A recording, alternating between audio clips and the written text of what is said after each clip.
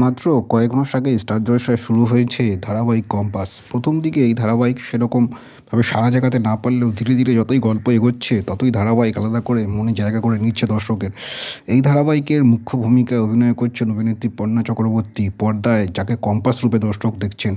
আর প্রথমবার এর আগে মডেলিং করতেন অভিনেত্রী পর্ণা, কিন্তু এই ধারাবাহিকে সম্পূর্ণ অন্যরকম লুকে বা অন্যরকমভাবে তিনি দর্শকের মন জয় করছেন। এখানে তাকে একজন টম বয়ের চরিত্রে দেখতে পাচ্ছেন দর্শক। মূলত এই ধারাবাহিকে চিরাচরিত গল্পের বাইরে গিয়ে মূলত কলেজ জীবনের বন্ধুত্ব, দ্বন্দ্ব, নৈতিকতা সবটাই তুলে ধরা হয়েছে নতুন প্রজন্মের দৃষ্টিভঙ্গি দিয়ে। আর কম্পাসের চরিত্রে পর্ণা চক্রবর্তীর কথা বলতেই হচ্ছে, কারণ তার দুর্দান্ত অভিনয় তিনি সাবলীলভাবেই ফুটিয়ে তুলেছেন পর্দায়। তার যে পোশাক থেকে শুরু করে সবটাই আলাদাভাবে দর্শকের নজর কাটছে। আর বিশেষত পর্ণার চরিত্রটি একজন প্রতিবাদী চরিত্র। পাশাপাশি এই চরিত্রে অনেকগুলো দিক রয়েছে যা সুন্দরভাবে পর্দায় ফুটিয়ে তুলছেন অভিনেত্রী পর্ণা চক্রবর্তী।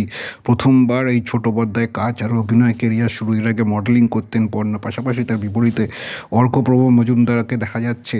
আর এই ধারাবাহিকে আরও একটি দিক বলতে হবে, এই কম্পাসের চরিত্রে পর্ণা চক্রবর্তীর পাশাপাশি কম্পাসের শাশুড়ির চরিত্রে দেখা যাচ্ছে অভিনেত্রী মল্লিকা মজুমদারকে। এখানে শাশুড়ি বৌমার যে সম্পর্কের দিকটা তুলে ধরা হয়েছে তা অন্যান্য ধারাবাহিকের থেকে সম্পূর্ণ আলাদা।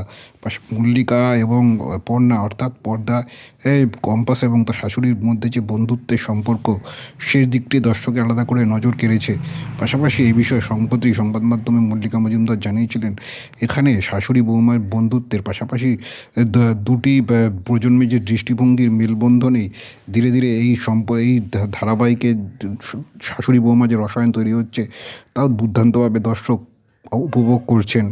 আর কলেজ জীবনের গল্প, চিরাচরিত প্রথা ভেঙে কলেজ জীবনে যে ক্যাম্পাসের গল্প, সেটি কিন্তু এখানে সুন্দরভাবে তুলে ধরা হয়েছে।